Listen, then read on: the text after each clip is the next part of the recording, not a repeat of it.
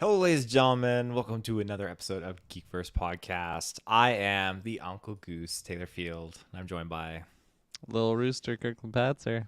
Yes, we're going to be diving into Top Gun Maverick today, wherever you are. But before we get into that, a couple of plugs, of course. I want to shout out our social media channels. You can find us on our main website. GeekVerse.ca is our home base. GeekVerseCast is our Twitter. GeekVerse on our Facebook. And shout outs to Call Me Top Gun 45 in the chat. I am legally required to be here. Sounds good to me. But yeah, we're gonna be talking a little bit of Top Gun. But Kirkland, what do you got going on this week? Got anything fancy going on in the Geekverse? My gosh, I don't even know. I've been in such like weekend mode this last days. You know, I feel like, oh my gosh, who's this guy? We Who's got this him. intruder? I got a pushed bogey on my him and he 6. came. I got a bogey on my radar. Who's You finished your wrestling, Travis? Yeah, just like a certain character in this movie coming in to save the day and looking great while doing it, you know? So, there you go. boom, I'm here. Introduce Trust now, yourself, ready to go. Yeah. Right on. Where were we? Where were we going? You Yeah, what's asked going on me- this you asked week? me what Yeah, I do had you this got? weekend with podcasts. Yeah, we just did our Obi-Wan review. That was at the beginning of the weekend. Did a newscast, an odd newscast on a Saturday, which that's not always normal, but still that was lots of fun. Lots of good laughs on there, and catching up on Star Wars Celebration. Travis, you look like you got something you wanna. No, I'm just doing the thumb. You're like that Tom Cruise is hitchhiking right doing. now. Oh, okay, I see. But yeah, other than that, not a whole lot. We were supposed to have a roast, but that got delayed for who knows what the reasoning is. But Yeah. No, we had to reschedule that, unfortunately. We won't know the reasoning until we do another After 9 or Originals episode, and then we'll figure out what the reasoning is behind that. But yeah, aside from that, I think we got multiple news this week. We got the Boys review that'll be dropping this week as well for the first 3 episodes. Obi-Wan's continuing. Side quests. I think you, Travis, are joining Dylan this week, aren't you? I am. Summer Games Fest preview, so there'll be a lot to talk about. So that's Keely's big show, and that's coming up in a couple weeks. So me and Dylan are going to go over what we think could or could not be there, along with some other news happening. So That's juicy. Very juicy. Well, I think that's all the intro stuff here, but the most important thing that we got to shout out is our Patreon producers here. And I know we got a nice little banner here just to flex them off here. Where are they? I'll help you out How did I there. not see that? Oh, thank you to our Patreon producers. Aaron Braden, you're a legend. April of Darkness, you're fan-freaking-tastic. Carl Ritchie, you're great. Absolutely All right. genuine. Smalley Biggs, you're just an absolute saint. So there you go. That's the holy 4 quadrupleness right there. You guys are amazing, keeping us going. And we thank you. absolutely, Yes. we thank you, Taylor. Yeah, we thank them all the time. Mhm. Along with other patrons, they're our biggest supporters, and we thank them kindly. So.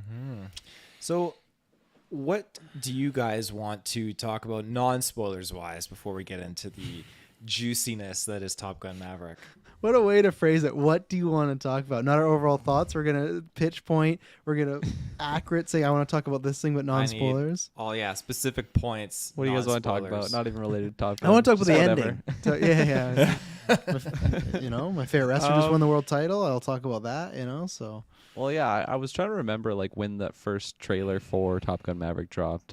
Just the quick little snippet of just like, I think even before that, like when we knew what was like this was coming down the pipeline, basically. Like, what was your guys' hype level at? Because I remember initially, like, I hadn't seen Top Gun in a long time. We just did our retro. That was lots of fun. But, like, just seeing, like, Top Gun coming back, I got really excited initially. So, like, I already had, like, a lot of excitement for this, like, from the get-go. Where were you guys at? I had no excitement at all. I just thought it was one of those movies that, okay, Tom Cruise is looking for what franchise or what thing have I done before, what could be a hit. I didn't feel the need, and this is something we did the retro. Go check it out because it's a lot of fun. I didn't feel the need for Speed, and I also didn't feel the need for a sequel to Top Gun. I liked the first movie enough, but I thought, okay, I think it's done pretty much it could. And I think that's the good thing about this one is the story it's telling is something you could only do this many years later. But I think initially when it's just like, okay, it's just going to be Tom Cruise being a fighter pilot again in the thick of things, like, that doesn't really interest me. You know, like obviously there's stuff we talk about the retro that could improve as far as graphically and effects and visuals and all that type of tech stuff. But story-wise, what else is there left to do, you know? And plus, like Tony Scott, the original director, had passed away. This was at a time, I think it was announced where Val Kilmer, like, we didn't know his health status was going to be. So it's like, even in this, he has a minor role, which is great to see. I would have loved it. It would have been so much better if his health wasn't so bad, that if he could have actually, because I'll say in spoilers, I just think that he could have a much larger role. So I think there's just lots of factors that I did not have much anticipation until that first trailer came out, and when we did the retro, and then word of mouth. So steadily built. Yeah. Taylor? I had really no excitement. general degree of excitement to see a sequel. I never saw the first one until we did the retro, but I think the hype level of doing the retrospective like a few days before going into actually doing the movie, it definitely set me up for excitement, because watching that first one made all the trailers go up on the pedestal for me. And yeah, it just was overall, it was a good experience. It's kind of funny because I told you guys I got free tickets and I completely just botched my Yeah, I want to know this story. Yeah, this isn't any spoilers or anything like that. So we couldn't find parking. Our showing was at 7:00, and it was like 7:05. I thought, this is horrible. I want to get popcorn, drinks, because session line was out the wazoo. It was on the west side because I wanted to see it in the Extreme Theater, and there was no parking spots available, so I had to park super fucking far away. And then we get in there, and then I get to the usher guy, nice dude wearing a full-on suit, and he looks at my ticket and he's like, "Oh, I'm sorry, this is for yesterday." I'm like, "Are you kidding me? This is such bullshit." Yesterday, and I looked at Madison, I'm like, I'm such an idiot. And the guy's like, "Don't worry, we're getting you 2 tickets right here, and then we're gonna set you up on, if you want to do the 7:15 showing, and there's a couple seats, That's nice. 2 prime seats at the 7:15." But for the most part, it was all sold out. So he went out. He actually got us our like new tickets, and then got us our like refund tickets. And when we went in, he came in behind us and made sure we were sitting like in our seats, and everything was okay. And then it's like, oh, this guy's just a saint. And when we were leaving, he actually spotted us out in the crowd and was like, "You guys enjoy the movie? Like, it's good." I'm like, holy shit, this guy's like top 10. Like, What time you get off work? yeah, it's just a great experience. So there you go. That's awesome. I'm glad to hear that. You guys want to Yeah, talk about 'cause- your popcorn you had? Non-spoilers? You know, that's another good non-spoiler. I didn't even get stuff. popcorn, White honestly. cheddar seasoning. Because I was originally supposed to go with Shay, and she wasn't feeling too well beforehand, so I went there and I had to refund my ticket. It's funny how we have like a similar story here. So I was already like kind of cutting it close of like the runtime, so I had to like cancel my ticket, and then I'm like, I don't even want to bother with popcorn or anything right now. So they refunded it, got in. Travis, what was your experience like? Nothing. Me and Emily saw a Cineplex, great seats. Popcorn was phenomenal. I'm just more laughing because at one point we were going to maybe push this review half an hour later. But Taylor's like, "No, I'd like to review now." And, okay, you guys go review. And by the time we actually get to the review, by the time these stories, it would have been the time that I'd This be is done important. anyway. So, This is it's important. No, it was a great experience. Popcorn was fantastic. I almost went to go get another bag. It was that good. But it was one of those, it was in the middle, nearing the third act. I was like, and someone had almost perished. So I was like, I can't leave now. Like, stakes are getting high and stuff like that. But it was great. It was completely sold out, other than a couple side seats. But I had seen that multiple showings. I guess the other non-spoiler thing I'll just say is that I always thought that Top Gun would never like bomb or anything or do well. I always thought it'd be a hit or make a profit. But the fact that I think it's the 4th biggest opening in the pandemic, only 6 million under the Batman's opening, super impressive. And my crowd was filled with old people, young people, kids. It was everybody. So I'm just shocked how big it was. Like, even me, I saw this on a Sunday at 12 p.m. in the afternoon. It felt like Thursday opening night. It was completely packed, like a fun, not as rowdy as like an MCU, DC, Star Wars stuff, but like it felt like a lively crowd. So it was a good experience. Yeah, I was very shocked because the Wednesday we had like the early screening, which I still can't believe it was like $25 per ticket for that night, and like checking the theater there, like it was basically sold out. It was insane to me. I'm like, for Top Gun, like really? Oh my gosh, there must be a lot of hype here. And then the following night there's like basically a sold out show. And then when I went 4 o'clock on a Friday, it wasn't like sold out, but it was definitely like the center section was like completely filled. So I was very, very impressed with that. And majority of my theater was like an older audience. So I was very I don't know why I was surprised by like the demographic. It makes sense. Like a lot of people that, you know, watched the one from the 80s when it came out, obviously they would be returning for it if they had a lot of interest for it. But it was awesome. Like that theater experience, like I said, like I had just watched it alone, but like there was a lot of moments when people were like gasping like audibly in the theater, and like a lot of people seemed in it. Like this is the type of movie that like I was fully engaged for like, I want to say like the last hour and a half of it. I was just like on the edge of my seat. I was like getting anxious on like, I don't know who's going to make it out of this. Like I was totally in on it, and I felt like the whole theater was kind of feeling like that. I think a lot of people were really feeling like the emotional moments that hit too. So overall, it was a fantastic theater experience, and I highly, highly recommend seeing this movie in theaters. It was so wild. Like I was saying, my initial hype from just hearing that I was getting another Top Guns, like that's fucking awesome. I feel like every trailer I got, other than seeing like Miles Teller and like seeing the similarities to him and Goose, I'm like, oh, that's gonna be amazing. But I feel like the trailers really didn't do much to boost my hype further from that. I don't know what it was. It's just like a shot of Tom Cruise like jerking the stick, you know, to the left, and it's just like, okay, yeah, this is probably gonna look cool on the on the big screen. But the trailers really didn't do much for me. But just seeing it in theaters, man, it was. What an experience. I was blown away, honestly. I was so like shell shocked by the end. I was like, I can't believe what I just saw there. Like that was insane for, you know, a sequel to a movie that like it's not even my top 10 list of movies like at all. I've seen it when I was younger, so I have like some nostalgia to it, but still overall I was blown away by it. I highly recommend seeing this in theaters though. This is wild to see on the big screen. Did you guys count? Oh, go ahead. I was just gonna say, is that counting as your non-spoilers review right there? You kind of went in between the theater experience, but then you're talking about how much you enjoyed the movie. Yeah, I figured, so. you know, Travis already commented that it's almost 10 o'clock, so I figured I better. I have no problem. It's not, you know, my first day back to work in 10 days, but no, Taylor's the one that had a problem. He needs to be. Oh yeah, I'm thinking I gotta go to bed. I am pooped. You're the one being like, let's talk about non-spoiler stuff, not even the movie. So I didn't even deter this. It's Taylor's story. Well, yeah, you gotta start non-spoilers first, then break in the spoilers after. I know. No, you did not say that. You did not say give us non-spoiler thoughts. You said, is there non-spoiler things you want to talk about specifically? And Yeah, not, you know, You said, is there anything you want to talk about? Yeah. Anything non-spoilers? Did you guys have clappers in your theater?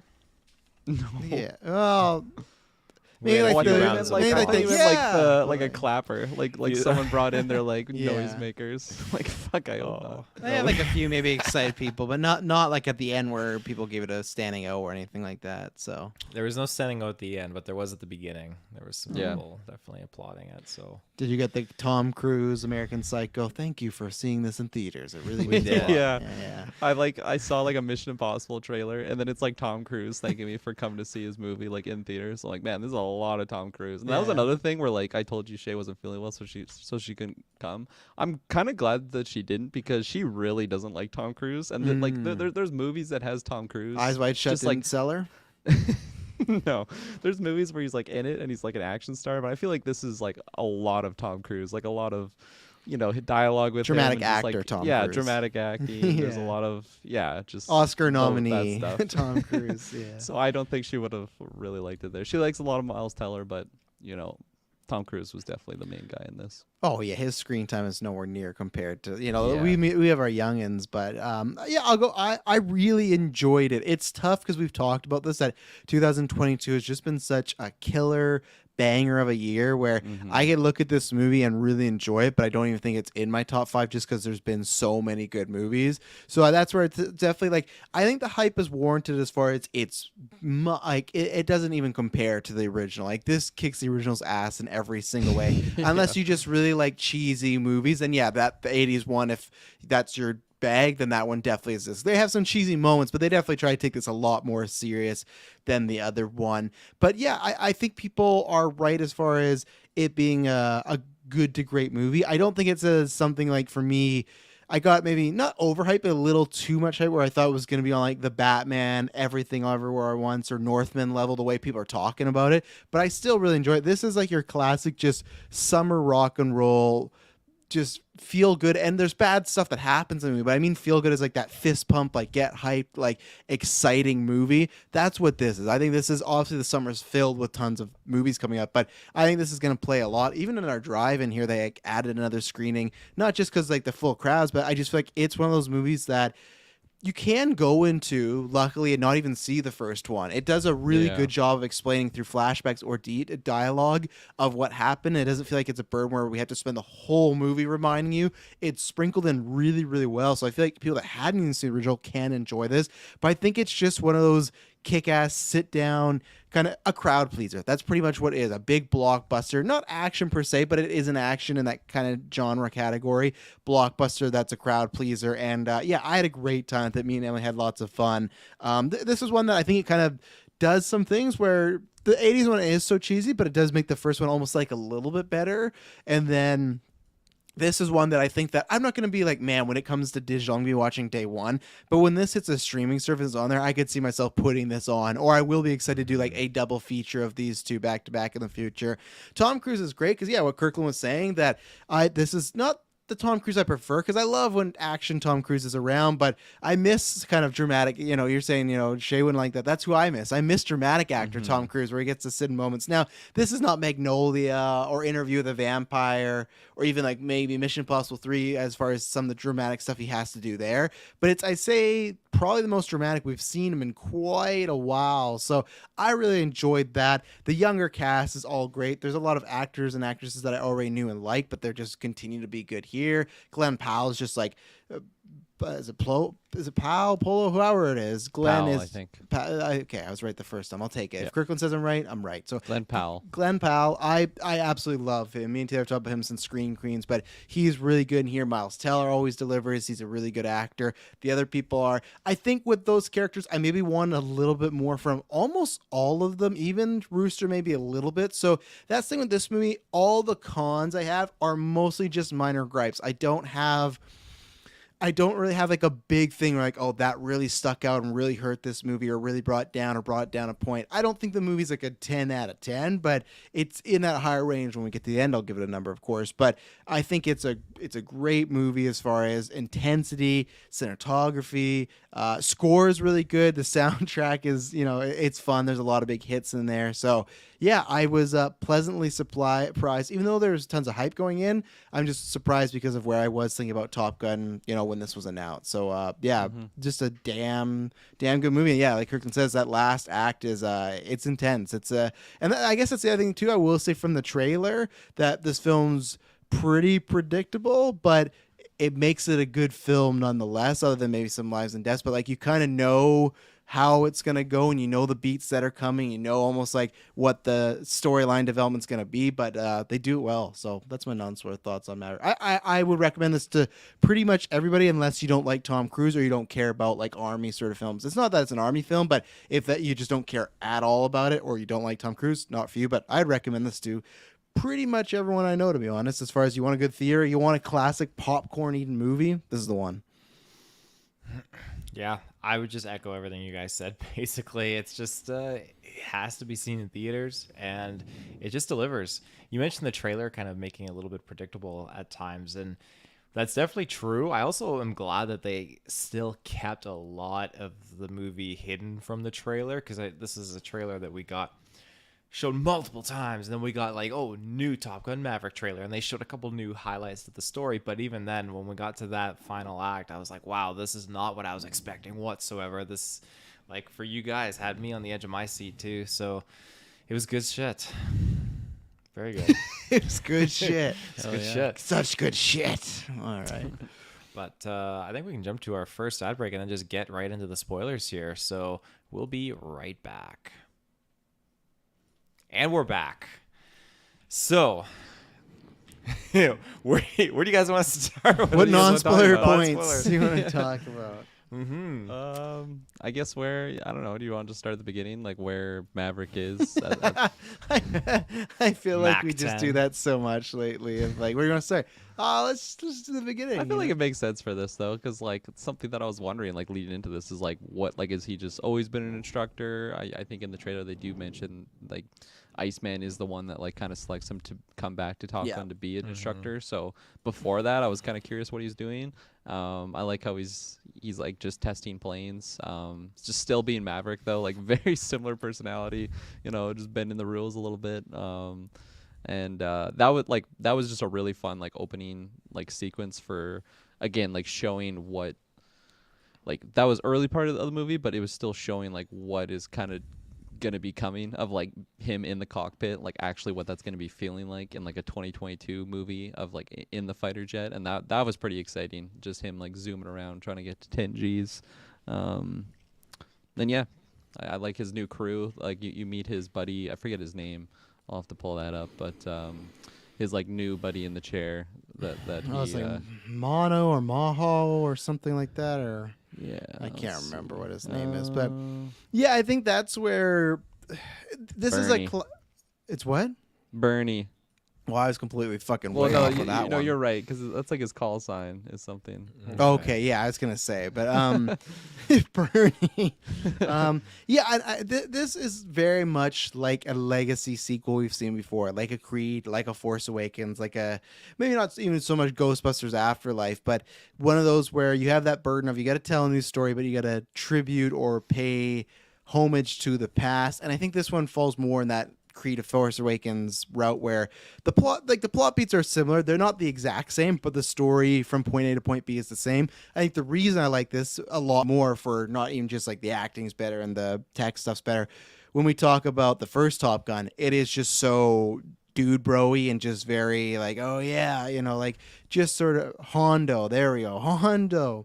But it's just so dude bro-y, and it's about the young, plucky up-and-comer, where this is the guy that's living with a bunch of regrets. We talked about this with Obi-Wan. It's the Logan story of like a guy, he's not down and out from seemingly on the outside, but on the inside he is. Like this guy who still hasn't gotten over his best friend's death. So I'm sure, and it feels like he can't really keep a relationship.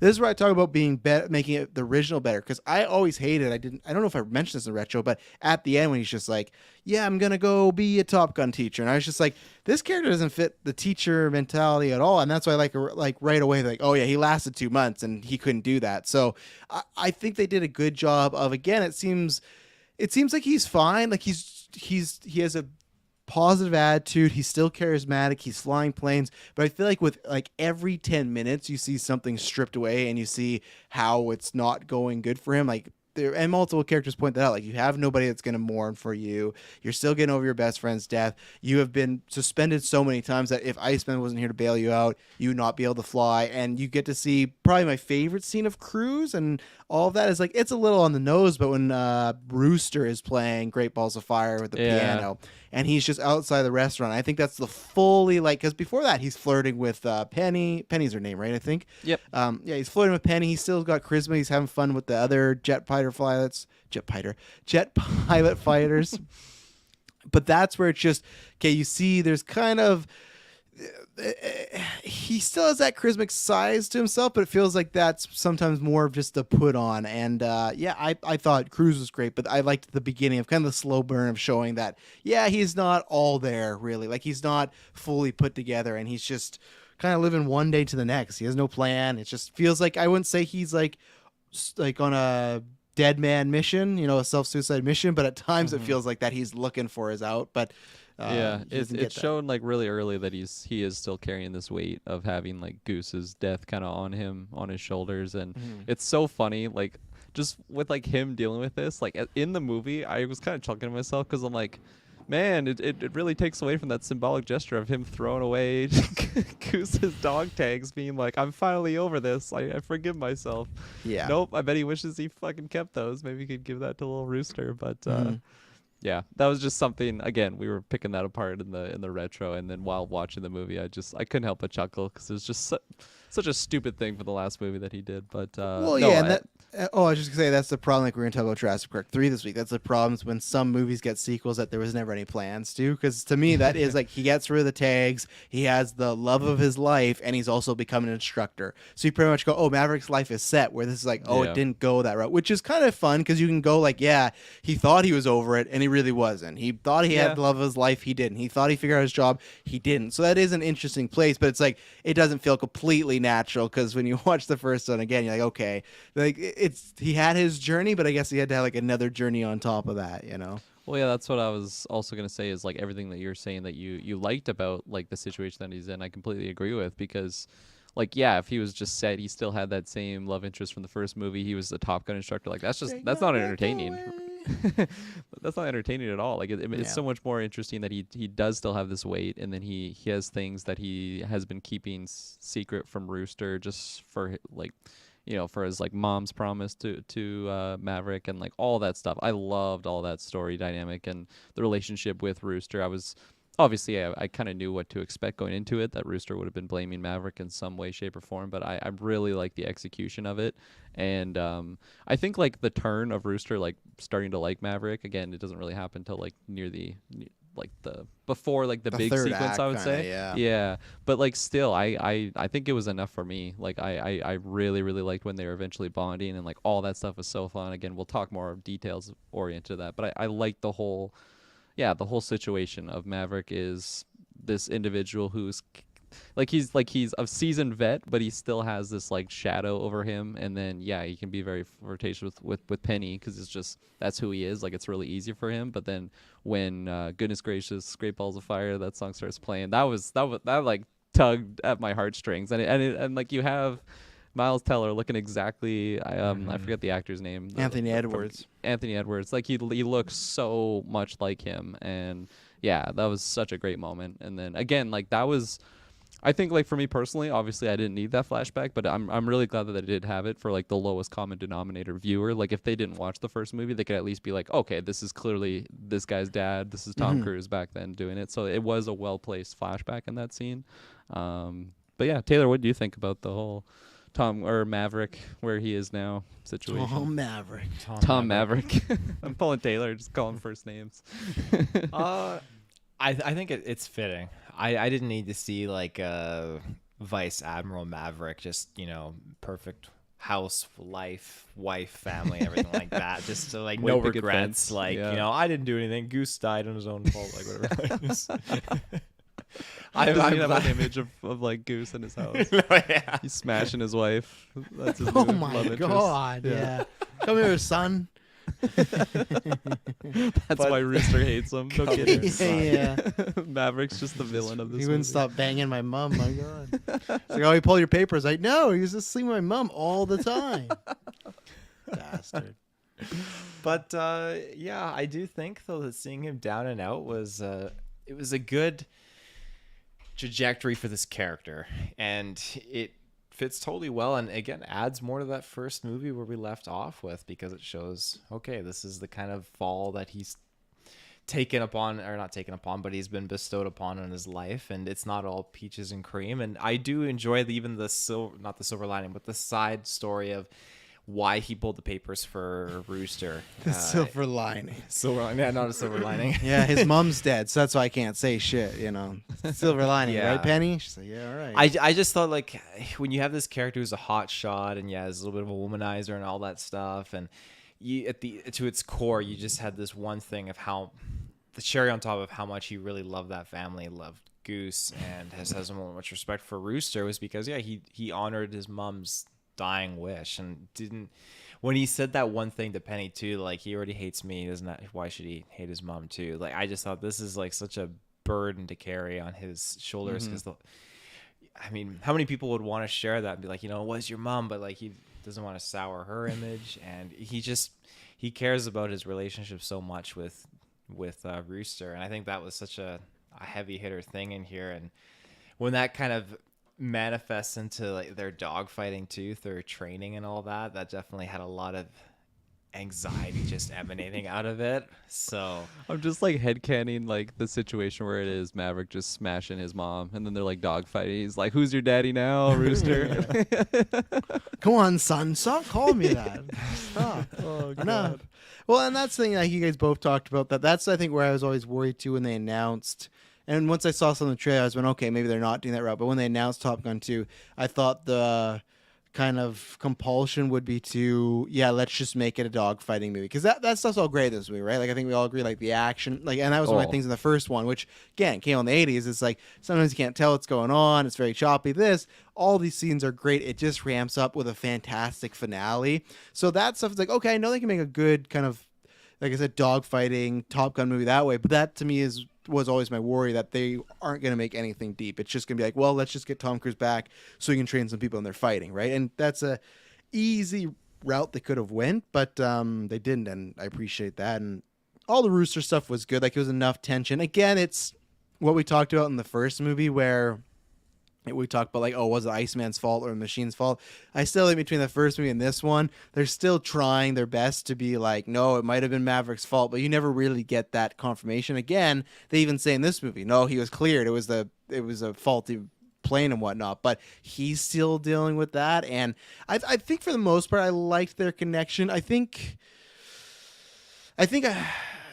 I'm not sure. Like, I don't think the turn was too quick. I think I wanted maybe just one more scene of them talking before the battle. And then my tip off to that they were going to survive is when he said, oh, when we get back to camp, we're going to talk. I thought they put that in there to make us think they were going to die. And they did a good job of that, as far as lots of psych outs, as far as when there's that moment when he's crashed down Maverick and the ship's facing him down. I don't think anyone thought he was going to die in that situation, because we all know, okay, Rooster's the coming. helicopter. Just so you get fucking lit up. Yeah, Rooster's a little Like Apocalypse Now. Just like Rooster's a little late, and you just see chunks of Maverick going everywhere and stuff like that. But no, like when Maverick got hit, I was surprised, and then that whole everything they got to, I was really worried it was going to get really actiony at a point when they landed and they were in the enemy's base. Again, the enemy's base, not no country, just the enemy. Just yeah, like, I love it. They should just fucking make up like it's Cobra from G.I. Joe. You know, at this point, like both movies, it's not a country, it's just the enemy. Maybe that's the organization, the enemy. But I was really worried for a bit when they crash landed there and they were all the guards. I was like, oh, this is gonna seep into like Mission Impossible. Tom Cruise Very much action. had that feel. Like Yeah. when they were boots on the ground, that's exactly what I was thinking of. And I was like, oh, this is not the Top Gun movie I want. Like, you can be a badass in the sky, but I thought they were going to start taking out people. Now, did they get to that plane a little too easy? And he's just like, oh, we'll just run to it. Yeah, sure. But that's like a minor thing I can hand wave. Go, okay, there's lots of commotion going on. So I was glad it didn't go that way. And the whole finale was fantastic. Heyman making the save, everything. It was just so well done. Just like great intensity all the way through. And I guess what I was just saying is, yeah, Rooster stuff, it all pretty much hit for me. Like I said, maybe want one more conversation, because I just wanted one, because it's just like he just kind of started to turn. There wasn't a big factor at that point. They had their conversation about, hey, I took your papers, because even though he said he did it for the mom, he also still believed that Rooster wasn't ready. So it's not like it was completely the mom's decision, because he just felt like he wasn't good to go yet. So I think that one was still kind of anger, the conversation they had there. So I was still like, okay, when they're playing football, he's pulling them up. But again, it's just kind of maybe throughout the days and weeks he's seen him and he's training with him and stuff like that. And again, technically, if he reads a file, it's not his fault. Like, it's tough because all you hear, if you're looking at all these files, every character's like, oh, your reputation precedes you, blah, blah, blah. Everything you know about Maverick is, oh, he's fucking wild and he'll take some risks, and then your dad's dead. You're always going to come to that conclusion, of, even if they labeled it a mistake, like what happened. So maybe I wanted a little bit of that, him to admit that there was some reasoning why he thought that it was maybe, I guess it was more just the papers, though. The death didn't really come up. So I guess I'm kind of fine that was more about him pulling the papers, which was the big problem. So. Well, yeah, because I think they did a good job with Rooster of having him not just be this like whiny brat. Like he it didn't seem like that was taking over his entire life. Like it still seemed like Maverick was a part of his life for a good chunk of time. Because he doesn't ever really bring up that moment. It's mostly about the papers, and then like obviously that would be like if all he ever wanted to be was like a fighter jet and he got delayed 4 years and this is the direct result of that, like, yeah, you'd be pretty pissed off. And then these like other lingering things would probably get added on. Like he does drop the line of, like you gotta trust me. Oh, trust me like my father did. Like I think that's the only real time that he talks about some sort of blame with his dad's death. But I still think they did a good job of like him not being this whiny brat. So then when the turn happens, it doesn't seem abnormal, because it's not like he it's not like he has this unnatural hate towards him, because as you mentioned, like when they're playing football, like maybe they're not, like that's before he has that conversation with him of like actually confronting him, why did you pull my papers? But it's still just like, okay, this is my professor, like let's just kind of work around this, like we're all kind of here for this, for a goal. And I think it was a healthy balance with the Rooster motivation. And what I liked too, like you said, he wasn't whining, that it came up. Like when Maverick was brought in to teach them, he didn't go to Maverick. He didn't complain. Maverick kind of cornered him when he was going to his jet, and he just felt like it was an issue, but it was only an issue when he had to deal with it or when it came up and stuff, or like when Hangman's just bugging him the shit out of like, oh, like he's not ready personally, like you got a lot of unresolved stuff and everything like that. So even though I would have loved in the football scene how he picks him up, and I think they're using that as like a symbol, like, oh, he's starting to repair it. But if like Maverick would have read that completely wrong, and Goose is just, or Rooster's like, yeah, no, I still fucking hate you, dude. Like I just happened to pick you up, but like because when he got picked up, Maverick was fucking psyched. Like he's like, oh my god, bonding's happening. Yeah. So, which I gotta say, I love that we got another beach shirtless scene. I swear Miles Teller was wearing jeans again. Like I think he was. He had like the same outfit as Tom Cruise, but no, beautiful lighting and everything. They definitely captured the feel of that scene from the last one. Yeah, and they're smart not to do volleyball. You know, they're like, football's where it's at nowadays. We can't do. No one's playing volleyball. Have you ever gone to a beach in there too? It wasn't as gay as the first one. Yeah. It's like, have you ever seen people playing volleyball anymore? No one plays volleyball anymore. It's all about football. But what the fuck was this sport they were playing? It's like offense, defense, football. Well, like, it was tackle. Rugby. Yeah, well, yeah, I guess so. Yeah, but they're not gonna say that because the American audience would be like, "Fuck rugby." Like, no, it's just, it's like you said, offense and defense. It's the other team has the ball, so you got to go back and forth at the same time. It's like the fighting, right? You gotta be ready for anything. So good team building exercise. Mm-hmm. I wanted to point out too, I really liked how Maverick was kind of the equivalent to Charlotte from the first one. Like, I guess in terms of like even being like not hit on like Charlotte was in the first one, but just kind of fucking like, Hangman in the back. Yeah, It's gonna get complicated. Yeah, this follows Maverick into the bathroom. Yeah. They call me Hangman for a reason, baby. It's like, all right, you sound like Matthew McConaughey, but that's all right. There was just this kind of like fun quirkiness to it, where like Hangman, just his expressions after the fact when Maverick shows up the next day at the training center, and he's just like, oh, just for what he did, throwing out their instructor out of the bar. But I like that kind of parallel. So I think it just kind of adds to it too. And I like the humbleness that Maverick knows he's training all these cadets or these pilots, and he's just sizing them up, kind of like looking at them and analyzing them in the bar scene and just seeing what their personalities are like. And out of all of them, like I definitely really like Bob. Bob was pretty cool. I thought Bob was a goner. That was the only thing I got wrong in this movie. I thought for sure Bob was, because I like some of the predictions I had, like I didn't think any of them were like like Rooster or Maverick were gonna die. I knew we'll get to that fucking scene was for Iceman. Like the second I saw him, I'm like, oh, Iceman's a goner. I knew I remember because I was on the vodka stream and I'm like, I think he's only gonna have like a line or two, and some guy in the comments like, no, he's just filmed a bunch of scenes. He's gonna be in a lot. It's like, dude, this guy went through like a life-changing thing. Everyone, please go watch Val on Amazon Prime. One of the best documentaries. It's about his career as like the Hollywood stuff, and then dealing with the sickness. It's fantastic, but it's just like he has limits. But Bob was one thing I got wrong, because the second I saw Bob, I'm like, oh, dead meat. Like he's going down. And then when him and Phoenix got shot, I'm like, oh yeah, here it goes. She's gonna survive, but Bob's gonna birds, right? Yeah. The fucking that was that scene that like there's a handful of scenes that like kind of threw me off. Like I wasn't expecting someone to die, but like it just, the shocking events that happened, like the dogfight at the end with Rooster and Maverick. But that scene in particular, because I figured that one of them was gonna die. I think maybe I was pulling the line that Jennifer Connelly had, which was like they're your students. Like if they die, like it's on you. And I kind of just assumed that like one of the students had died. And then when you have, was it Coyote? Coyote almost, when he passed out. The dude that Coyote, like blacked out. That's where I'm like, oh my god, this is it. Like the ship's totally gonna do. Like when Chris is like, I'm gonna go get him. It's like, what the fuck you gonna do? He's free. Like Mr. Possibly genius, jumps though. out. He like flies out. Grabs. Now, don't get me wrong. Like, please let me know. YouTube, Twitter, join our Discord if in that situation if there's something you can do. But when he is like nosediving and he's like less than 1,000 like meters from the ground, and Cruz like, I'm gonna get him. It's like there's nothing you Well, can do, but he maybe there did. is. He did because he locked onto them, and that was the idea. He's like, I'm gonna ding him because when someone's locking on you, you'll get like a notification. Yeah, so it was I like guess. ding, ding, ding, Yeah. ding, ding, and he was trying to wake him up that way. It's very limited in what you can do. that's what I mean. Like, is that better than nothing? Absolutely. But I just was like, what the fuck's gonna happen here? Like, is he gonna? And every time I was worried the movie was gonna get to that step where, yeah, he would like fly and do something. It's like, okay, it held back, you know. But I'm sure it's a sequel Ethan to Top Hunt Gun. just jumps out of his Yeah. his cockpit. Yeah, so like obviously, so I thought that was gonna be the scene, and then of course he saves. Like, okay, I don't think any of the students are gonna die, and then like what follows that is like, oh yeah, we did it. The day's saved, and then a fucking bird comes in, and then it's like super intense again, and like, Oh yeah. yeah, I didn't know what was gonna happen because you don't really see the event, and then they're just at the hospital, and then Tom Cruise is like, oh yeah, they're just gonna stay the night at the hospital. They should be fine.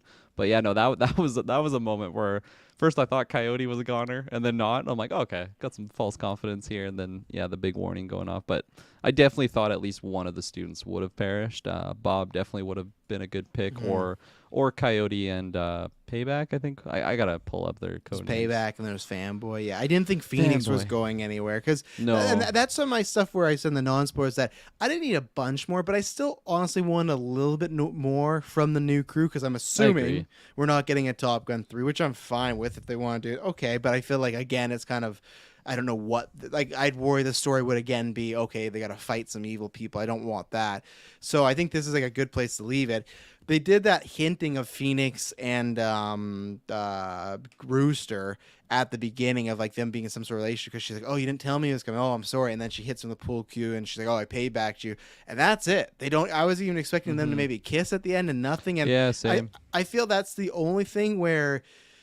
With the Maverick stuff, he refers to a lot of things, and either you've seen the movie and you get it, or they'll show you flashbacks to the really important stuff. This still feel like there was maybe some other scenes in the movie that were cut of the younger people, or just backstories that we're not privy to, and just a little more, because at the end of the day, it's like, okay, if you're not going to dive more into the Phoenix Rooster potential, like, love angle, why even have it that at their, like, that kind of back and forth, maybe flirting at the beginning, or kind of, like, poking fun at one another. So, and just even in general, I want more of their dynamic. I wanted more of Rooster and Hangman because they had a resolution, but it didn't feel.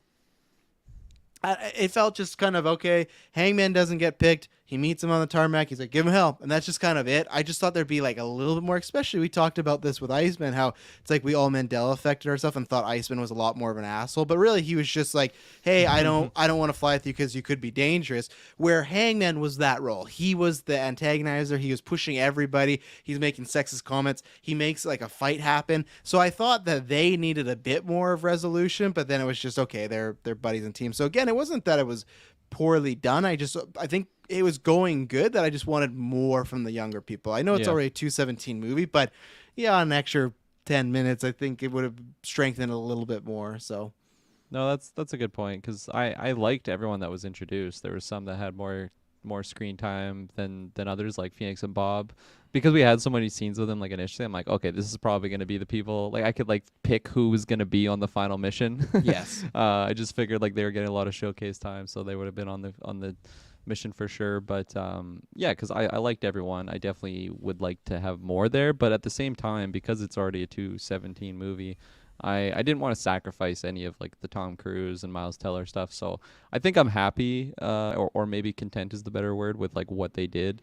because I don't know, like even if this movie like had even plainer side characters and it was just all about the Tom Cruise and like the fighter jet stuff, I think I still would have been like totally blown away by it, because again, that's the stuff that really boosted the movie for me. But yeah, I definitely can see where you're coming from for the potential of fleshing out some of those stories, because yeah, they definitely were showing off some sort of tension between Phoenix and Miles Teller's character, Rooster. But like at the same time, I think I also kind of like that they didn't really like bother putting a romance in there, because if they kissed at the end, I would have been like, well, we didn't have much like in the beginning. Like yeah, there was that one moment with the pool cue, but not enough to like warrant a kiss at the end. So it was just nice that they were just friends, and I was totally fine with that. No, I don't think they're friends. I think they were definitely fucking though. They're bone buddies. They're friends with benefits. Yeah. It's so funny, like the parallels of like how the ending is so fucking similar to the first movie. They're like, oh yeah, on the carrier. I feel like the same song was playing. They're all cheering, hugging. Same picture. But like this one just felt so much like, man, this is like warranted of like all these celebrations. Like first, like sure, the last one, Maverick saved Iceman, and like their plane was kind of smoking a bit, but like this was just so on another level. It's like, yeah, okay, they definitely deserve a standing O. Oh yeah. Maverick just takes Rooster's dog tags and throws them in the ocean. Like, You don't need these Maverick, what the anymore. fuck? Your dad. Yeah. It's like, what? You put my dad's in the ocean too? Yeah, he finds them finds there. out. Yeah. Oh, I do think though the whole character scene of these other characters like dying and stuff like that. I didn't think any of them were gonna die until I saw that scene where when you have the one character, I can't remember his name, Coyote, when he was like passed out, I thought like they're trying to build up the tensity here, he's gonna die, but no, that didn't happen. It was when the birds went into Bob's and what's her name again? Phoenix. I can't remember. Phoenix. When it went into their jet, I was like, holy shit, like it made me jump on my seat. So this is definitely catching off guard. And I thought we're going to get like a reimagining here. Bob's going to try to eject and pull a goose, and it's not going to go over very well for him. Maverick would have extra PTSD after that. Oh, he would. Not his yeah. fault though, fucking birds, which like I'm sure still happens, but like I feel like again, this is me speaking out of my ass. I know it definitely happens, but I just feel like where we are in 2022, man, the fact that we haven't made any like these jet fight planes like be able to not be taken down by a single bird is fucking nuts. Like So they were F-18s. They weren't those fifth generation planes. I guess so. Yeah, they gotta make sure whatever people are flying though could be impervious to birds. Because holy fuck, Speaking of being impervious to birds, have you guys heard of the sweaty sack summer approaching? And it's time for you to prioritize the comfort of your crotch. That's why the kings of crotch comfort, Manscaped, spent 2 years designing the most comfortable boxer briefs out there. Now, I've had the honor of testing out these new boxers, and I can say it's the softest fabric of any underwear. So breathable that it's like gills for your groin. They even trademarked the jewel pouch, so you know it's serious. I think it's time you invest in your family jewels. So let your bulge breathe and get 20% off free shipping by using the code GVPOD at manscaped.com. Yeah. Yeah, as I've said before, I'm glad that it makes me feel like gills because I would not want gills down there because I'm always shaved up now. I'm looking good, feeling clean, and there's no gills there. Just a nice, fresh package, ready for the summer breeze, not ready for the summer sack, whether it's the Boxers, whether it's the 4.0, whether it's the Plow, whether it's the Crop Reviver, which we're going to be talking about soon here. Kirklin, I sent an email, so we got that going. But yeah, I'm very excited to try that out. And then yeah, in June too, I can't say yep. In a couple of days, they got a new package coming out. Manscaped is they're just pumping out so much product, and like we've said before, it's good product. I've not bumped into anything yet that I dislike. So yeah, definitely do this right now because you probably noticed a lot. I feel like in Top Gun, a lot of the people were less sweaty. It's probably because they're using Manscaped. Like in the 80s. Their bushes were so big that sweat was traveling because you gotta think about it. They probably had that sweaty sack, and when they do that like upside down flip, all that sack from their balls was going up to their mask, their ventilation. Terrible stuff. This crew right here, these best fighters in the world, no, they don't have any of that because I guarantee you they're using Manscaped. That's going to be used everywhere on those fighter pilots. So definitely go use that right now. None of their call signs are sweaty sacks. So it says it all. Oh yeah. No, and that's like I feel like that's a real problem too with fighter jet pilots. Like that they're going upside down. The next thing you know, they're throwing one of these on in the chat. Yeah. Oh yeah, It's no good. It's no good, and that's why you want to be using this because you don't want to be pulling your pants down and a woman or man being like, "It's no good." You don't like. Yeah. That's the worst thing you could hear. That is probably the worst. Get me back line in the you could ever game. It's have. no good. Yeah, you're getting ready for action. You pull the trousers down, and then that's just all you hear is "it's no good." That's Yeah. I feel like that'd be a confidence shaker. Mm-hmm. But that would not happen. Get Manscaped. Right, Taylor? Oh, it would definitely not happen.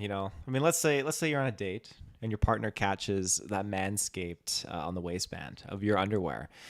Now, it's almost guaranteed to raise some eyebrows and act like a billboard on the highway to Pleasure Town. Fuck, that got me. I thought I could do it with a straight face. Manscaped.com, GVPOD, 20% free shipping. Go do it. And then we're going to an ad break right now, Taylor. Yeah, we'll be right back. And we're back. Fuck, that's funny. First of all, because now we're out of the ad, where the fuck were you going with because of bird season and sweaty balls? What was I had to make a run for it. That was the runway I had to go land on. What did you guys? Because we haven't talked about her. What do you guys think about Jennifer Connelly's character? I thought she was fun. I thought it was a good love interest character to have like in this movie where we haven't seen their relationship on screen before. I thought it was fun enough to like have this mystery of like, okay, how far did they really go with their relationship? And then you would keep finding out more, like either through the daughter or just through their conversations that they had. And it was just this fun tension where like they've been in like maybe a different like time of just like in a relationship, and then life happens. Maybe Maverick was just being Maverick, kept fucking off or something like that, and it was just this moment that was a really fun dynamic with the daughter too. I really liked when he was sneaking out of the house. That was so funny. And then he just like locks eyes with her, and then like it could be very comedic, but then she just like very seriously like, don't break her heart again. It's like, oh damn, this is like really really emotional. Yeah, I like that because I thought they were going for the laugh beat, and they weren't, and I like that because there was a couple people that laughed. I'm like, yeah, you fucking idiots. But like, well, I laughed when he like dropped, and then you just like see the daughter there. It's like, oh, of course. I got scared because he throws his jacket down, then he drops. I thought he was a jacket at first. I 100% thought the same thing. Breaks his legs for 2 seconds. I'm like, what a fucking rough landing, and then it's like, okay, it's a jacket, but he like it just can't because it was like I'm going down, like, whoosh, and it was like, oh my god, he dropped like a brick, shit ton of bricks. But yeah, I really like that, and that's where they do that quite a few times. I feel like in the movie where they play it like you think it's gonna be played for laughs and they don't. They were a little bit there too later on, but I really like the scene when Maverick finds Rooster and like, oh yeah, man, I'm here, I saved you, and he just fucking pushes him to the ground. There's some people that laughed at my theater, of course, but like Cruise didn't play it that way. He didn't play it in like a comedic way. It was like, I gave you a fucking second chance. Like what are you doing here? So yeah, I agree that daughter scene was really good, and it added some context because it added one that they have multiple paths, but two that maybe he hasn't thought about that before. It's never crossed his mind. It's just classic Maverick where he's always just kind of thought about himself. So I think that was a really good scene. Absolutely. Taylor? Taylor? Penny? I mean, she was fantastic. Again, I was trying to figure out, okay, was she the Admiral's daughter from that was mentioned in the first movie? Okay. I'm so glad we talked about that because I probably would have been lost, honestly. I would have been lost too because she mentioned too, like he was trying to impress like another Admiral's daughter or something like that, or was she speaking like third person in regards to herself? Could be either or, to be honest, because he's sleeping around so much, right? So I'd have to watch it again. But they call a lot, like think about the first movie, they list all the people he slept with, right? So it could have just been another Admiral's daughter. It sounds like he got around. Oh yeah, he apparently definitely did. But yeah, I like that scene when he didn't snap his legs or his spine, and he was able to have that moment with the daughter. And I'm not making on the mission, guys. Yeah, no. God. How did you injure yourself, Maverick? Oh, I was sneaking out of this lady's bedroom window. Yeah. No, I liked it. Yeah, it was good romance because I was wondering, I was curious when they said Kelly McGinnis wasn't coming back, and they didn't really talk about that at all. I thought there was going to be even one line about talking that not working out. It's like that character didn't even existed. I don't think that character. I understand why she's not in this movie because I think this love interest fits better for the story they're telling here. I just found it odd that didn't get mentioned at all, but no, they had good chemistry. I thought she was in it enough, but not too much. That's always my worry sometimes with love interests, that if the movie's not a rom-com or a romance movie, is this gonna kind of bog down the movie? That happened a lot to superhero films in the early 2000s. So this not being a superhero film, but still, it was like I'm much more interested in Maverick's journey, and Maverick's journey also with Rooster and the that center. It's different in the first one where it's Maverick is when he's with whatever her name is, Kelly McGinnis. She's tied to the Top Gun program, right? So there's some problems where she wasn't tied to this program. So I thought she was in it right amount. I liked the boat scene. I thought that was lots of fun. Kind of just joking about the name and everything like that. I thought too that that's where I didn't believe he was going to die, when they were really setting up of like, I'm never going to leave. And she's just like, don't break her heart. I felt like the whole movie they were trying to set you up for, oh yeah, Maverick's going to die. And I don't mind that. I don't mind a happy ending where literally all our characters made it and stuff like that. But yeah, right him out. The bar scene was really fun. Poor guy she was just charging that guy up the ass. Like there's one time when it's like, don't disrespect the bartender. And the second one, I was like, I don't really think like he's just like, this is all I got, and she rung it again. It's like, man, what if this guy's actually broke now? The next day she's like, oh, don't worry about it. But it's just like Well, she didn't double charge him. It was just like when you can't pay, you get tossed out because that's what followed. right, yeah. And I you're like at first I thought like she was just gonna give him a pass, like don't worry about it, like you don't have to pay the whole thing. But it's like nope, and they just take him out and launch him. It was fun, just Navy rules. I liked it. Yeah. So, I liked her, everything. The other thing is, for, again, stuff they easily could have done, I was so worried when we got to the daughter, it was going to be like, oh, when were you born? And it was going to be this shit where it's like, secretly is, because that happens so much. I was glad right away. He was like, oh yeah, where's your dad? So clearly they've stayed friendly with not being together. And it's just like, oh yeah, where's dad? Oh, he's this. Boom. Okay, she's someone else's kid, not his. I was really glad, because when I saw that kid, I was like, fuck, I don't want this storyline. I really don't need this right now, especially because Rooster's like the adoptive son in a way and stuff like that. And before I forget too, the scenes I really like with Rooster, it was like really kind of like spiritual stuff, but is when he is saying, like, we get the whole movie where Maverick looks outside and he's like, tell me what to do, Goose, tell me what to do, Goose, and stuff like that. And then we get the similar scene where Rooster does that, like, Dad, what should I do? And then it's Tom Cruise's voice saying what to do, and it's just the timing of it. Now clearly I'm sure he knows it's Maverick's voice, but just like the time with the intensity, it's like his dad almost giving that information through Maverick, because Maverick was his best friend. So really good there. I thought it got a little cheesy at the end when Rooster was like, it's not about the ship, it's about the pilot. And there's like, just don't think, act. Like, he literally, like, every line he's gotten in the movie from Tom Cruise, he's just spitting out. I'm like, okay, we're eating all that stuff. Oh, really? I was like totally in there. Yeah. I think it was just one too many for me, of just Fair enough. Okay, we're getting really into the 80s cheese here, but it worked, and it was cool to have him as the wingman. And I like that they both saved each other. It wasn't just Rooster, it wasn't just Maverick. There's multiple times that they wouldn't have got there without one another. I mentioned on the retro that, like, those 80s cheesy moments, like the one-liners that happened in the first Top Gun, like when I first watched Top Gun, like I just ate all that stuff up, and then here I am like watching this one for the first time, and again I'm just eating up all these cheesy lines. Maybe the more I watch it, it'll be like, okay, yeah, maybe that was said a little bit too much here, but I think I was also just so in it for the action at that point. Like I was sweaty, I was on the edge of my seat, like I was just totally engaged with what was going on. And then like just having like Rooster in like I don't even know what that position would be called, like the backup co-pilot.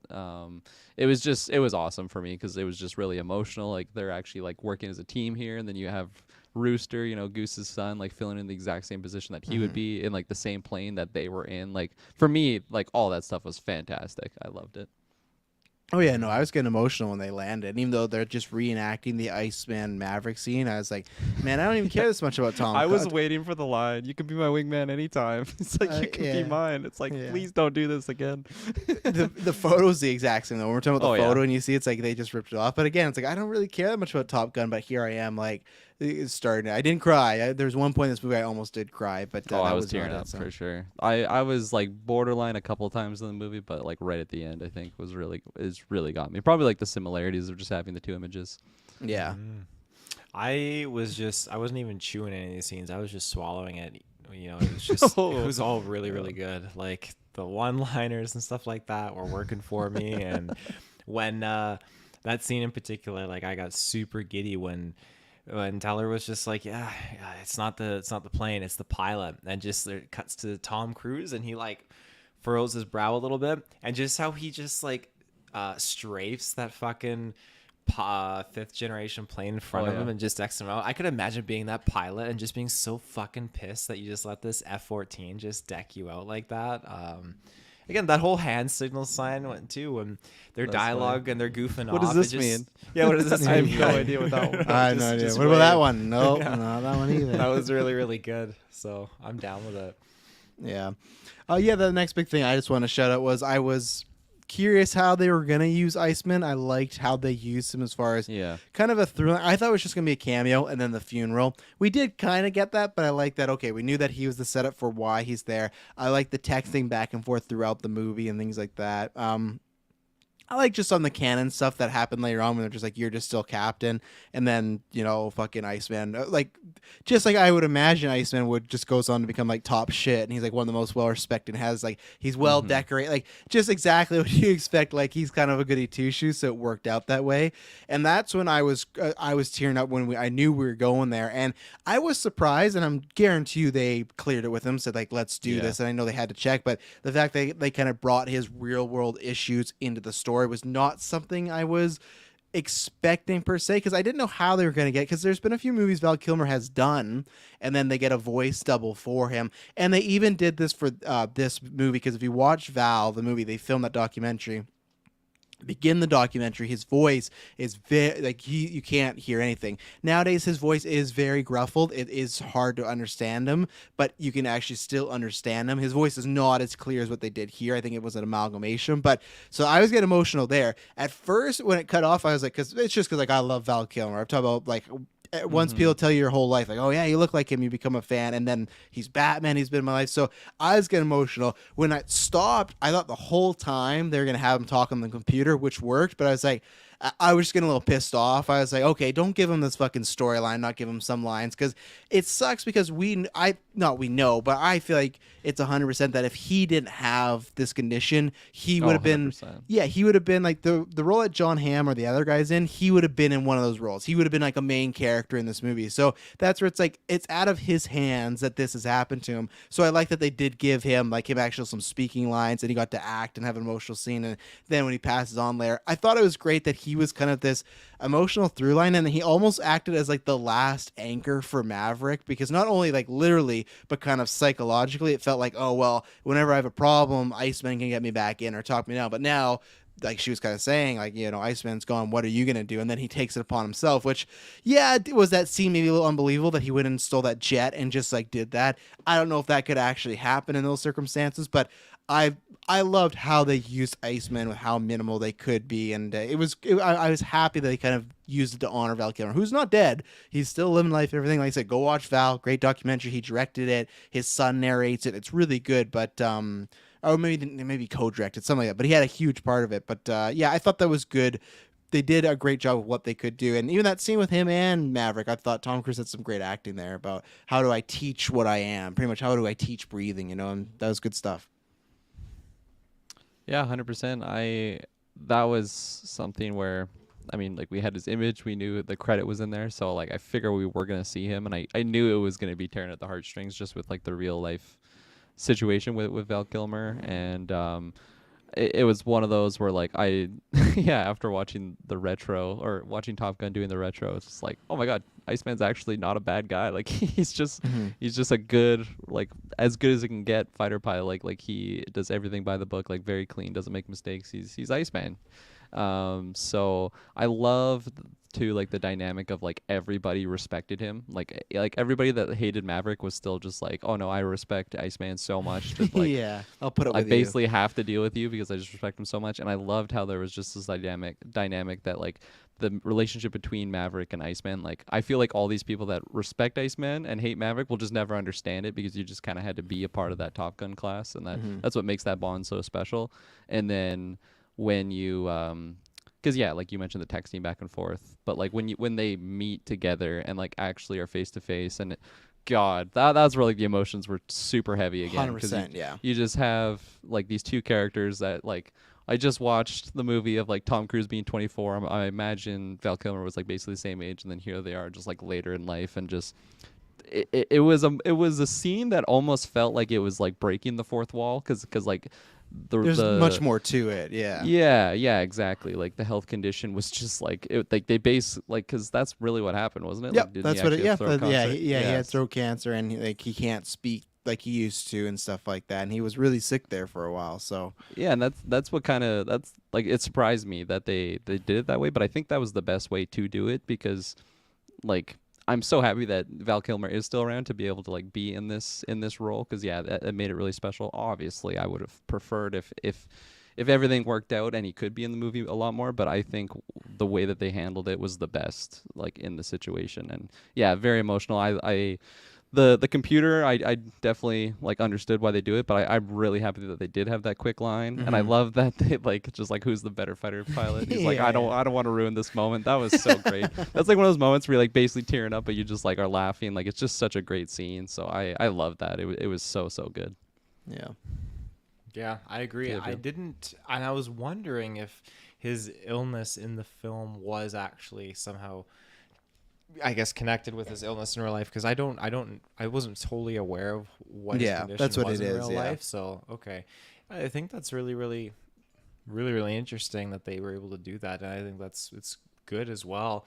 I didn't I didn't expect that the whole funeral scene that they showed in the trailers was actually going to be his death. And again, I wasn't even sure if we were going to see him in the movie, because again, I knew he was ill, and I just thought, okay, we're getting the text messages. This is a good kind of like alternative just to kind of show he's included in the storyline so far. So I wasn't sure if we're actually going to see him, but getting to see him and that whole moment, like, it was very down to earth and good. And I'm really happy that they had that moment and that heart to heart with each other, and he re-grounded Maverick. And even again in his death, it was sad, and he realized that he was ousted, by that other dude. So Well, the second, like, obviously Maverick like does some things to, like, he's always pushing him, but like the second Iceman's dead, that's like John Hamm's way to get rid of him, right? Because there's nothing holding it back now. And obviously, again, he did some stuff, but still, it's just like, yeah, before he'd get a pushback, like, no, you can't do that. But yeah, I really did enjoy how he had to think on his feet for how he could get away with sending a message without having Iceman holding his hand, I guess, through it all. And so when he did take that plane and they were just doing the instructional, and they're like, yeah, we're bumping the timer up to 4 minutes. We're oh yeah, changing the speed. just send them on a Suicide Squad Yeah. mission, pretty much. Yeah. And then here is Maverick's little beacon lights up, and I love that whole scene. I just on edge thinking like, oh, I hope he does it. And he just pulls it off. And that's great, because he went from just absolutely like 5 to 10 minutes of footage of him just fucking bopping these students, making them feel like shit in the air, which is great, to actually being at a point now where he's teaching them, and he was called out for like, you're showing them that it can't be done, and that was the thing, like, what, Yeah. well, I'll show them it can be done. It's like you're killing their confidence because nobody can fucking do this. And then here he goes. And like, yeah, he's been shitting on them all day. Just like free for all, 1v9ing them basically. And just taking them all out. And then he killed. Yeah. And like that scene in particular, like when he like steals the plane, and it's just like, okay, like how did this even really happen? But like, Yeah. I was still so in it. Like when they oh yeah, I'm jotting it down to 250. And I'm like, fuck yeah, you are. Like this is just like the Top Gun moment that I'm just eating up right here. Like this is our top guy for Top Gun. Maverick is just going in there and showing them off. And I will say too, like I didn't really talk about it in the non-spoilers or even just in the spoiler section of just like the whole setup of the movie, how it's not about becoming like the Top Gun in the school. It's about like they actually have a mission, and then like the training regimens for it. I loved all of that, like the logistics on how it was structured. And then again, like they're practicing the route to the objective, and then they have like their practice course, and then when you actually do the mission, like it really goes hand in hand. Like I really liked just the reasoning for that, because I think that was another question I had going into it. I wasn't sure if it was going to be like another school situation, just like a repeat of the first, but this one it very much was different from that. So I really liked that overall. But yeah, no, that one scene, I was so pumped. It was just like, I feel like that's one where like Shay probably would just pick that apart, like, oh, how realistic would this been really, like, oh, Tom Cruise just going back and forth. But like, man, I was so hyped on that. And like the execution, it was just, they did such a good job with all the aerial footage shots with those F-18s. Were you vocal at all? Say that again. Were you vocal at all in your theater? I mean, like, maybe. yeah, I like fuck don't even yeah, remember. Maverick, Yeah, like probably. Kill him! Fuck I'm Goose's sitting wife. alone. I'm sitting alone. Yeah. Fuck yeah. Kill him. Yeah. No, I I would hope have not. laughed. I hope not. I would have laughed if he stole the train to that training thing and he just crashed a fucking mountain, and like that was the end of Maverick. like he Then did John pull Hamm's off. just like, John all right, Hamm was getting back hoping to he it, would. 4 minutes. Yeah. Yeah. We're definitely doing 4 Fact. minutes, guys. Let's just clean up Maverick's body. Nikita, I'll bring up one thing. I won't bring up your whole thing here, but you said you find it unrealistic that Pete could just remove Rooster's application from the academy and send him back. that's one of those, I think, hand wavy things. Because like I know, and you went on more about like how could he do that. I feel like maybe somebody could propose enough where you could say this guy's not ready, could be a danger to himself or the team. How did he do that? I don't know, because Iceman. well, that's what I was just gonna say. How would he do that? I don't know, because he's always been a captain. But if he went to Iceman and said, "Hey, pull his papers. I don't think he's ready," Iceman would have done it, because apparently they just had this relationship where they trust each other after, and he'd always get him out of trouble, and he could always depend on him. So that's kind of the way I took it, as he had a favor, did something, because he never got to those ranks because he's a fighter and stuff like that. So Iceman's just paying his fucking bar tabs too when he can't pay with. oh the yeah. credit So card. that's why when he's sick, he's like, the card's declined. Like, what's happening and everything like that. So, but she never explained like why his card was declined. It was just such a weird. It was a weird beat. I guess it was just to get him back to the bar. Like, they literally had no reason. It was just to get him back to the bar the next day so he can continue this like relationship with Penny. But what about you guys? I think I hit all my notes and characters I wanted to. So if you guys got the floors for anywhere else. I don't think we. I mean, we briefly talked about it, but just want to double up on Hangman. I loved his role in this. He fit that position of just like he's clearly really really good at what he does. Like he's got this just chip on his shoulder, super super cocky, and just not like being like a bad individual. Like he's kind of doing everything by the book, but like pushing it and like maybe bending it a little bit too much. I guess he's fucking over his wingman lots. He's kind of like a Maverick in that sense. Yeah, he's a cherry picker. Yeah, and he was so fun of just pushing like Rooster's buttons and like being that person that like everybody's kind of thinking of like what is this deal like with these two, but he's actually like just vocally like he doesn't give a fuck like, hey, what is this situation? And then like when he's pushing his buttons, and he has something about him. I haven't seen him in anything. You guys said he's on Scream Queens. I have to watch the show now because was just the shit-eating grin that he had on his face, and just like it was like, oh man, this guy is so perfect for this role. I really, really, really liked him, and I really am just looking forward to see like what else he gets put in after this movie, like going forward, because he was fantastic. He was so good, and I loved the fact that he wasn't actually chosen on the mission, and then like the role that he plays of like actually coming to save them. That was so great. That was I think when he was like put on standby, I'm like, okay, they can't just not have him do anything for the rest of the movie. But then like when the action was going on and we were with like Maverick and Brewster, I was just so in on like the moment. I like wasn't even thinking about it. So when he came and saved them at the end, like I actually was pretty shocked. Oh, were you? Yeah, I knew, because they keep showing him. He's like, oh, I wanna fucking go. Like, he's just waiting. Yeah, and like that's where I think they did a good job with the editing, because there was a couple times where like maybe you don't really see them get shot down, but it would cut, and then you like don't really get explained of like who was saved or whatnot. So I think they did a good job with that suspense thing. Again, like I agree with you, there is a lot of predictable moments in there, but I think like in the actual moment, because it's so high octane, like such fast paced energy, like I was just like kind of like taken aback and like, oh my gosh, what is going on here? And then when those surprises would happen, it was exciting. Yeah, and I like that he wasn't put on the team, because the whole movie they're stressing, and I think that I would have liked to still them show a little bit, because when they do the team football thing and then they're flying again, they never really show him be selfish again. I wish they showed it maybe one more time, because he doesn't get him on the team, because it kind of felt like he was turning a corner and he still didn't include him on the team, and he's like technically like the best pilot out of all of them. So it felt like, oh, it's strange that he wouldn't have him there. But at the same time, I did like them not having him there, because we have that so much time in the movie, in the movies, where it's like, this guy can't be trusted, he's not a team player, but the guys still like draft him for the final pick of the game, and you're like, this doesn't make much sense. So I like that he was kind of benched, even though I feel, again, same thing, when I want some more those characters, that I think you could have spread that out a little bit more. And Smalley Biggs is right. He's talking about Tom Cruise. That's when we talk about it being unrealistic. Like, they wouldn't even let legitimately Tom Cruise fly at this age. Like, it would be an impossibility. Like, it would not happen. But no, somebody. He took out all. That's where it's like, all of you are the best that there is, and it's like, we're gonna find who the best out of all of you is, and then it's just Tom Cruise decimates all of them. It's just oh, of course, our protagonist is just way better than everyone. Oh, what was I gonna say? Shit. Oh no, and that's Glenn Plow. Like I showed you guys the tweet this weekend where it won't happen. I'm sure it'll be someone else, but the fact that someone told me about like, oh, he'd be a perfect Human Torch, is like, fuck, that's just seared in my brain now, and I wish that would be.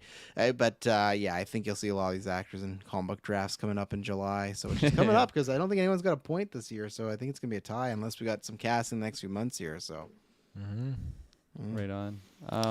I love that we had Warlock back. That was a fun returning character who's kind of just like the person with John Hamm's character. I like John Hamm's like performance with the character again. Like he's kind of an asshole, but still I liked what happened with him near the end. And again, you know, of course he's our target for the flyby near the end. That was lots of fun. I loved all of those like callback moments to just the original, like the whole opening to this. I was the exact same opening to the first movie. I still love like Danger Zone was playing. It's like this Oh is yeah, the song I was like from they the hit. 80s. Oh, I was like they hit that quick. Like I thought it would be a little bit longer, but no.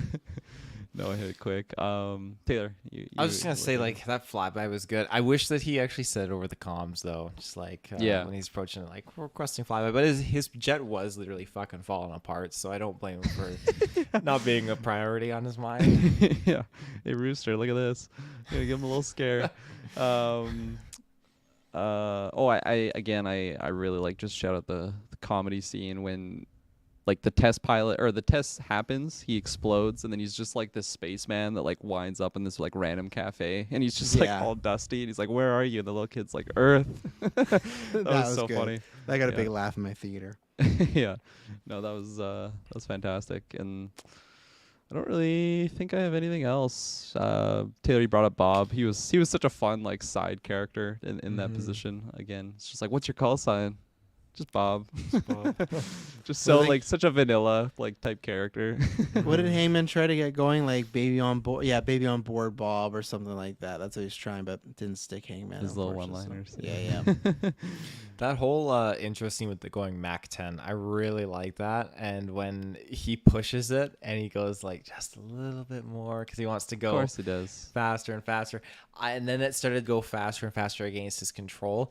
I don't know how you survive that. You're going fucking Mach 10. Like, how do you survive that when it breaks apart? Like, I feel like every fiber in your body would just disintegrate at that speed. You're the fastest man alive, which was very majestic. Those sequences were visually visually like from basically space. Those were beautiful shots. And again, just like jumping from what Top Gun the first one was in like late 80s, what was that, 86 that one came out, to like where we are now, because like in that movie all of the aerial shots, they're just like looking behind them, basically shoulder checking, then you just see like a ship fly by, like really. Rooster does a little bit of that distance. in this one. He was doing all like glass, but like you can still see all the planes just because like what they can do with technology, right? But yeah, no, Taylor, when he just like goes a little bit too far and just explodes, and in my mind I'm like, he literally just like destroyed an SR-71 Blackbird, which is probably like $250 million. Like, are you kidding me? And then he's just got a carte blanche because he's buddy with Iceman. In a I can program understand why. Sorry. In a program that was about to be shut down as well too. Yeah, like all that money that he just blew out down the drain, this dude was gonna take for his own program. Yeah. But yeah. Another thing I want to shout out too. I like how we didn't have any swearing in this movie at all, and then just the one unexpected moment was from Teller when they were both in the F-14 and they're tailing. They took out the first 5th generation fighter and they're going after the second one, and it does this super cool like Decepticon like drift back, and Teller just like turns like, what the fuck was that? I was like, That's funny. What the fuck? When he said that line, I realized that there was like not really any swearing up until that point, and then it was just because like I was like, what the fuck even was that maneuver that he just did? And then he kind of took the words right out of my mouth. That was fantastic. They might as well have been Cobra. They had like advanced technology. Like, 100%. Crazy weapons. They had like that red star of just like all the villainous planes type have. Yeah, classic. You can't see enemy. their face. Yeah, the enemy. Oh yeah, they're you don't like, they might be aliens under there. You don't see if they're like any color of their skin, nothing. Like they're so like they're just enemies from outer space trying to take you out. One thing that bothered me in this movie, and we get a lot of shots of Tom Cruise riding on his motorbike, a lot of shots with like Penny on his motorbike, and not a single time do any of them have helmets. And I was just like, man, they're gonna hit like a speed bump and they're just both gonna die here. Like, this is just brutal for me. It's hard to watch. I feel like motorbikes kind of freak me out, and like when they just don't have helmets, it's like, I get it's a movie, but like, fuck, come on, dude. Like, yeah, exactly. How hard is it? Promote safe Send driving, a good message. Tom. There's probably gonna be kids watching this. They're like, oh, I don't have to wear helmets. Tom Cruise didn't. It's like, how? Come on.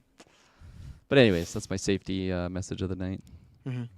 It's a good message. There you go. I guess we'll jump to like one last ad break before getting into final thoughts and all that jazz. So we'll be right back. And we're back. Who wants to lead us into their final thoughts before we close out? I'll go first, I guess. Yeah, this is a movie. I was very excited from the get go, and especially watching the first movie, just last week. And I think like in the beginning of the movie, because I had heard like so many good things, I was kind of waiting for that moment to happen. I don't think I really would have had that if I didn't hear like all the high praise for it. Like maybe if I did see it opening night and like just didn't hear much. I mean, it was getting so many good like ratings and reviews, so I think I would have kind of had at least some sort of expectations going into it.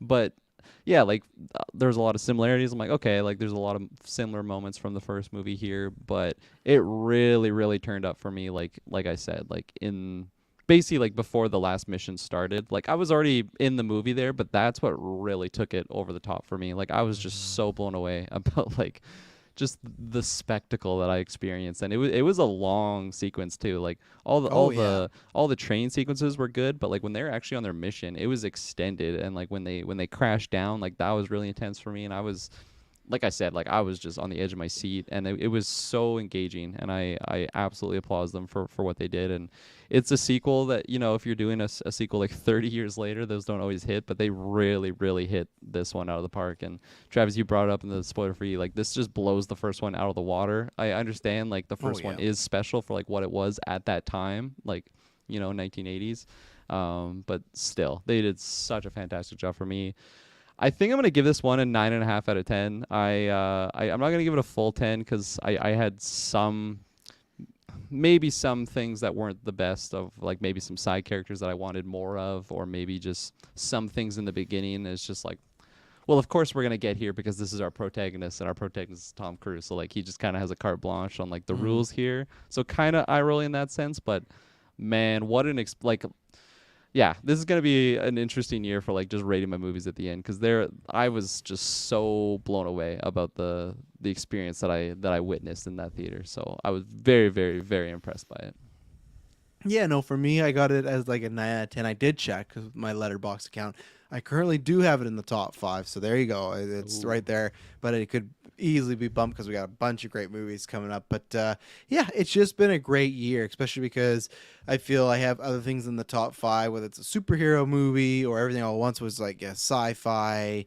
I don't even know how to describe. I'll just say science fiction sort of adventure movie. But as far as action movies, man, it's up there. And again, this is a movie that come out in lesser years. This could be top 3 favorite film of the year, something like that. And that's saying a lot. But I do think, like I said, I think it hits enough on the emotional beats that I think they do a really good job, better than the original. I don't think it gets so far into where there's definitely, I have tiers. If I got my top 5, then there's like the S tier. I think this would be in the A tier of movies I've seen this year. S tier would be like everything, and then the Batman right now, and maybe one other thing. I'd have to take a look, but no, it was, like I said, it was a great time in the theaters, tons of fun. I'm excited to see it again, but at home, because I'm wondering how it's going to play at home, if it's going to feel the same. Not only the exact beats, but just I feel like the theater, just the big screen, but also just hearing those jets. Like sometimes those were testing my speakers. I could tell at the theater, and like.